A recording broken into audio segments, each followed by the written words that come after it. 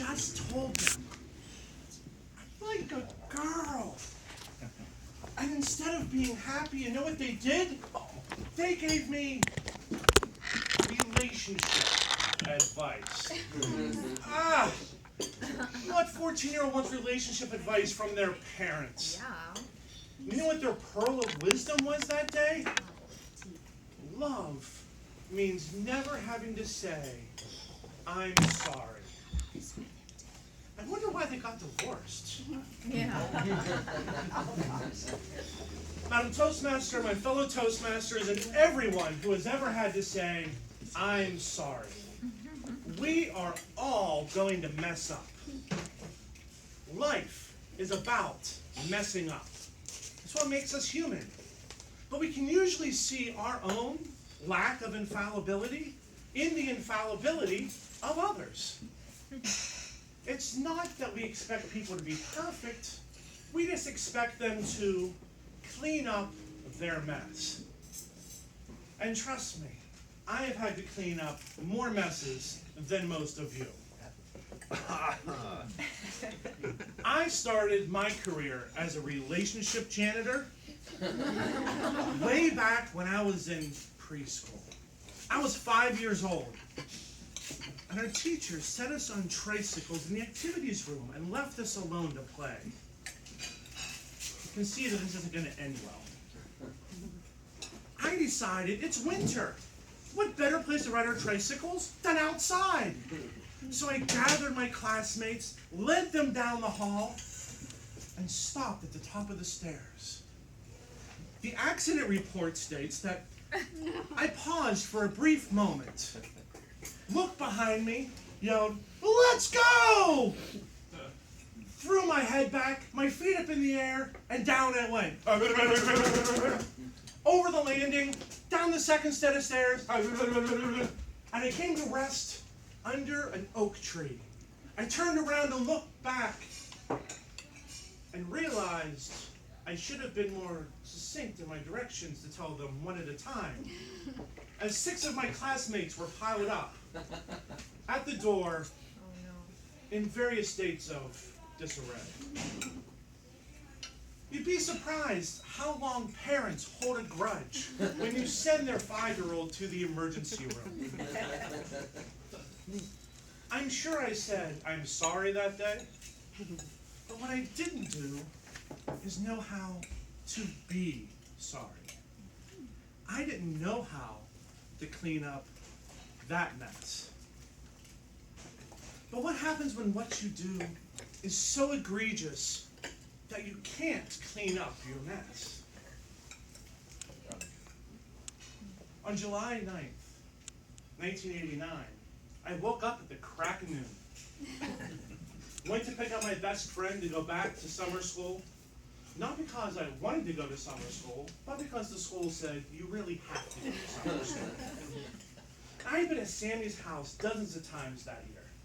He was less like a fraternity brother and more like my little brother that I never had. He was my best friend.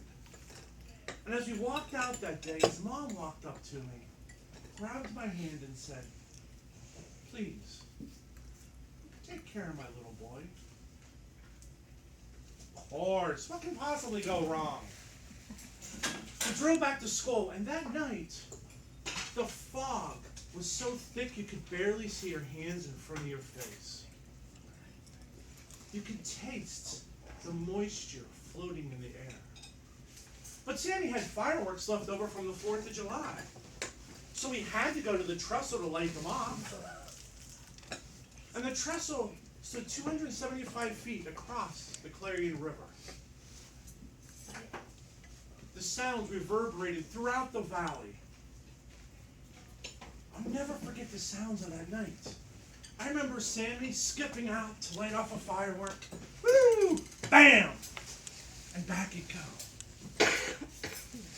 I'll never forget the gas Sammy had when he accidentally skipped right off the edge of the trestle. The sound he made when he bounced off the first girder.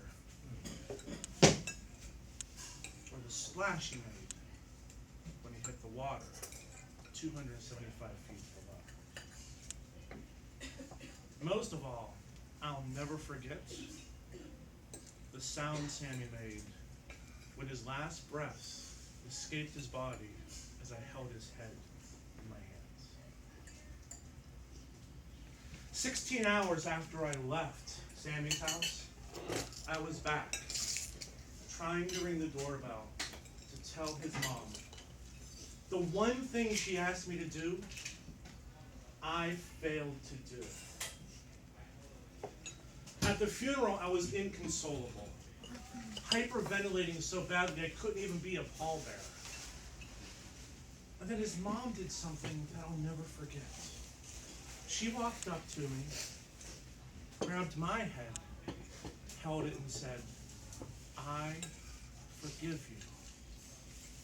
I forgive? How could she forgive me? She gave me one job, and I didn't do it. Yet she forgave me. And in that moment, she freed both of us from the poison that would have slowly suffocated us to death. In the years since Sammy's death, I've learned there is a huge difference between saying I'm sorry, being sorry, asking for forgiveness, and actually forgiving someone. It's the difference between intention and action. It's what allows us to clean up our messes. Sometimes we have to make amends for what we have done. My parents thought love meant never having to say, "I'm sorry." They were wrong.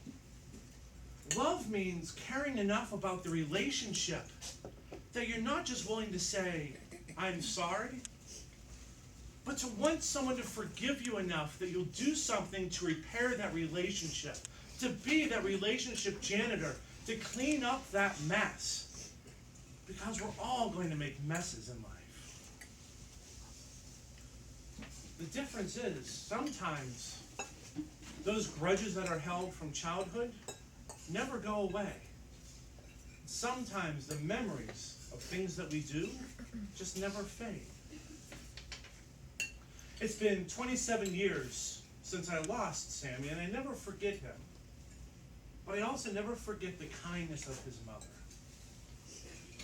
My fellow Toastmasters, the question I leave you with today is simple. Who in your life have you messed up that relationship with? Who in your life do you owe an apology? Who in your life do you need to forgive?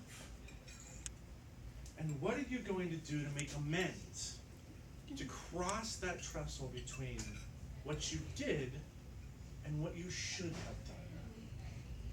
We only get one chance in this life, and you never have a second chance to make a first impression.